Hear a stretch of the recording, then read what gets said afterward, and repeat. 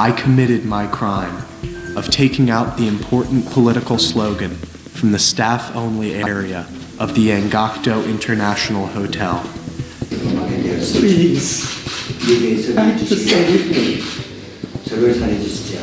Please save my life. 저희 생명을 살려주시죠. Please think of my family. 저희 가족에 대해서 생각해 주시죠. I'm the oldest son in my family. 2016년 2월 전 세계 주요 언론을 통해 생중계된 충격적인 장면. 미국 명문 버지니아 대학교에 재학 중이던 21살 청년 오토 원비어가 평양 한복판에서 눈물을 흘리며 목숨을 구걸하고 있었습니다. 그는 미국 정부와 CIA의 지시를 받아 북한 체제를 전복하려 했다며 국가 전복 음모죄를 지었다고 오열했습니다.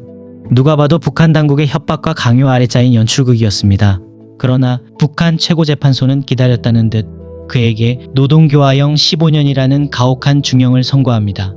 그로부터 1년 5개월이 흐른 2017년 6월 그토록 그리워하던 고향 땅으로 돌아온 원비어는 스스로 숨조차 쉬지 못하고 어떤 자극에도 반응하지 못하는 참혹한 식물인간 상태였습니다. 미국에 도착한 지 불과 엿새 만에 22살 청년은 끝내 눈을 뜨지 못하고 세상을 떠나고 말았습니다. 지병 하나 없이 건강했던 미국의 엘리트 대학생은 어쩌다 차디찬 몸이 되어 돌아온 것일까요? 폐쇄된 평양의 장막 뒤에서는 대체 어떤 일이 벌어졌던 것일까요? 오토 프레데릭 원비어는 1994년 12월 12일 미국 오하이오주 신시내티의 부유하고 화목한 유대계 가정에서 이남 일녀 중 장남으로 태어났습니다. 그는 학업 성적이 뛰어났을 뿐 아니라 운동신경도 좋아 축구팀 주장으로 활약하는 등 지성과 체력을 두루 갖춘 모범생이었습니다. 2013년 윈터하임 고등학교 졸업식에서는 전체 졸업생을 대표해 연설을 맡을 정도로 주변에 깊은 신망을 받던 청년이었습니다. 고등학교 졸업 후 원비어는 미국 명문 주립대 중 하나인 버지니아 대학교 맥킨타이어 경영대학에 진학했습니다. 완벽한 미래를 향해 순조롭게 엘리트 코스를 걸어가고 있었던 것입니다. 2015년 말 버지니아 대학 3학년이던 원비어는 2016년 봄 학기 홍콩대학교 교환학생을 준비하고 있었습니다. 세계관을 넓히고 싶었던 21살의 청년은 문득 남들이 쉽게 가보지 못하는 곳을 직접 경험해보고 싶다는 호기심이 생겼습니다. 서구 사회의 익숙한 일상에서 벗어나 지구상에서 가장 폐쇄적이고 베일에 쌓인 곳을 두 눈으로 확인하고 싶었던 것입니다. 그러던 중 그의 눈에 들어온 것은 중국 시안에 본사를 둔 영 파이오니어 투어스라는 여행사의 온라인 광고였습니다. 이 여행사는 서구 청년들을 대상으로 이런 문구를 내걸고 있었습니다. 당신의 어머니가 가기를 원치 않는 안전한 오지 여행, 지구상에서 가장 폐쇄된 국가, 북한을 당신의 눈으로 직접 확인하세요. 당시 북한 정권은 국제사회의 핵실험 제재 속에서 외국인 대상 관광 상품을 외화벌이 수단으로 적극 활용하고 있었습니다. 동시에 폐쇄된 사회를 일부 공개함으로써 체제가 정상적이고 평화롭게 운영되고 있음을 홍보하려는 정치적 계산도 깔려 있었습니다. 여행사는 북한 당국의 지침만 잘 따르면 어떤 위험도 없다며 안전을 장담했습니다. 평소 세계 정세와 여행에 관심이 많았던 원비어는 홍콩으로 떠나기 전 5일간의 새해맞이 평양 관광 패키지를 신청하기로 결심합니다. 2015년 12월 29일 원비어는 다른 나라에서 온 10명의 서양인 관광객들과 함께 기대감을 품고 평양 순안국제공항에 발을 내딛었습니다. 이것이 자신의 삶을 송두리째 바꿀 비극의 시작임을 청년은 전혀 알지 못했습니다. 평양에 도착한 원비어 일행은 북한 안내원들의 철저한 통제와 감시 속에서 김일성 동상 헌화와 주체 사상탑 견학 등 지정된 관광 코스를 돌았습니다. 그리고 이들이 여정을 푸는 숙소는 대동강 양각도에 위치한 양각도 국제호텔이었습니다. 강 한가운데 위치한 이 호텔은 외국인 관광객이 임의로 밖으로 나가는 것을 철저히 차단할 수 있는 일종의 창살 없는 감옥과 같은 구조였습니다. 그리고 이 건물에는 서방 관광객들 사이에서 도시전설처럼 떠돌던 비밀구역이 있었습니다.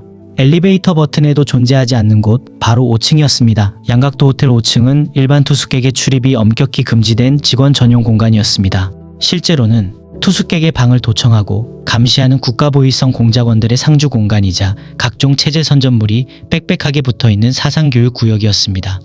2016년 1월 1일 새벽, 새해맞이 파티에서 술을 마신 원비어는 호기심을 이기지 못하고 계단을 통해 금단의 공간인 5층 복도로 들어섰습니다. 어두운 복도 벽면에는 북한 체제를 선전하는 슬로건이 적힌 선전 포스터가 걸려 있었습니다. 신기한 마음에 포스터를 벽에서 떼어내 돌돌 말아 챙긴 원비어. 포스터를 떼어내는데 걸린 시간은 불과 10초 남짓이었습니다. 원비어는 이것이 작은 해프닝이나 일탈로 끝날 것이라 생각했습니다. 하지만 복도 구석에 숨겨져 있던 감시용 CCTV는 이 모든 과정을 똑똑히 기록하고 있었습니다. 5일간의 일정을 마친 원비어와 관광객 일행은 2016년 1월 2일 미소를 지으며 미국으로 돌아가기 위해 출국 심사를 받고 있었습니다. 바로 그 순간 정복을 입은 북한 공안 2명이 다가와 원비어의 어깨를 툭툭 쳤습니다. 영문도 모른 채 끌려간 21살의 미국인 청년. 그는 그렇게 세상과의 모든 연락이 끊긴 채 북한이라는 거대한 장막 속으로 사라졌습니다. 원비어가 사라진 지 2달 만인 2016년 2월 29일 북한 당국은 전 세계 외신을 평양 인민문화공전으로 불러 모아 원비어의 기자회견을 열었습니다. 단상에선 원비어는 2달 전에 당당했던 대학생이 아니었습니다. 눈동자는 불안하게 흔들렸고 두 손은 떨리고 있었습니다. 그는 북한 당국이 작성해 준 것이 분명한 원고를 손에 쥔 채 감정 없는 목소리로 준비된 자백을 읽어내려갔습니다. 자백문은 궤변으로 가득했습니다. 원비어가 언급한 G-소사이어티는 버지니아 대학교의 역사 깊은 봉사단체일 뿐 CIA나 비밀공작과는 전혀 무관한 대학 동아리였습니다. 게다가 원비어의 집안은 부유한 유대계 가문으로 1만 달러짜리 중고차 때문에 목숨을 걸 이유가 없는 청년이었습니다. 북한 당국이 이런 억지 시나리오를 만든 이유는 명확했습니다. 단순한 선전물 훼손이나 절도로 처리하면 형량이 가벼워 외교 협상 카드로 쓰기 어려우니 미 정부와 CIA의 지시를 받은 간첩 활동이라는 프레임을 씌워 북한 형법 60조 국가 전복 음모죄를 적용하려 한 것입니다. 자백문 낭독이 끝난 뒤 원비어는 단상에 고개를 숙이고 처절하게 통곡하기 시작했습니다. 전 세계 언론은 이 눈물의 기자회견을 생중계하며 북한 정권이 미국 청년을 인질로 잡고 비인도적인 세뇌와 협박을 가했음을 직감했습니다. 그리고 기자회견이 끝난 지 불과 보름 뒤인 2016년 3월 16일 북한 최고재판소는 단 1시간 만에 진행된 형식적인 재판 끝에 오토 원비어에게 노동교화형 15년이라는 중형을 선고했습니다. 북한 측은 원래는 무기징역에 해당하는 중범죄이나 눈물로 죄를 뉘우쳤기에 감형한 것이라는 황당한 발표를 덧붙였습니다. 이 재판을 끝으로 오토 원비어라는 청년의 존재는 다시 한번 어둠 속으로 매몰되었습니다. 그렇게 1년 3개월이 흐른 2017년 6월 트럼프 행정부 출범 이후 대북 특사가 평양에 파견되며 비공개 석방 협상이 급물살을 탔습니다. 그리고 6월 12일 북한은 돌연 인도주의적 견지에서 원비어를 석방하겠다고 공식 발표했습니다. 미국 국민과 유가족은 아들이 마침내 집으로 돌아온다는 소식에 환호했습니다. 그러나 북한 특사가 데려온 원비어의 상태는 가히 충격적이었습니다. 늦은 밤 오하이오주 신시내티 공항에 미 육군 수송기가 착륙했습니다. 가족들은 꽃다발을 들고 활주로에서 아들의 이름을 부르며 기다리고 있었습니다. 그러나 들것에 실려 나온 원비어의 모습에 현장은 순식간에 절규와 통곡으로 뒤덮였습니다. 그곳에 있던 것은 청년 오토 원비어가 아니었습니다. 머리는 삭발당해 있었고 코에는 영양 공급용 호스가 꽂혀 있었습니다. 눈은 허공을 향해 비어있는 듯 바라보았고 몸은 경련을 일으키며 구부러져 있었습니다. 외부의 어떤 소리나 자극에도 반응하지 못하는 완전한 식물인간 상태였습니다. 북한 당국은 원비어의 상태에 대해 이렇게 해명했습니다.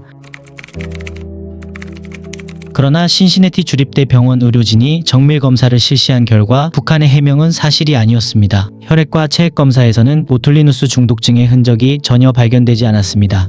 반면 뇌 MRI 촬영 결과 뇌 조직 전체의 혈액과 산소 공급이 장시간 차단되어 발생하는 저산소성 허혈성 뇌 손상이 확인됐습니다.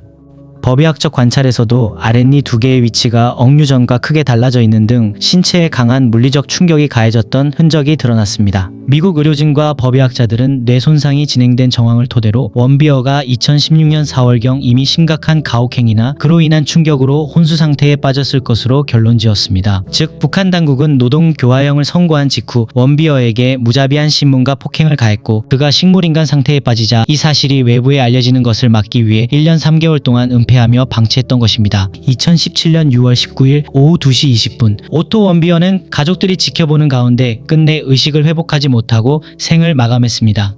오토 원비어의 사망은 미국과 북한 관계의 판도를 완전히 뒤흔들어 놓았습니다.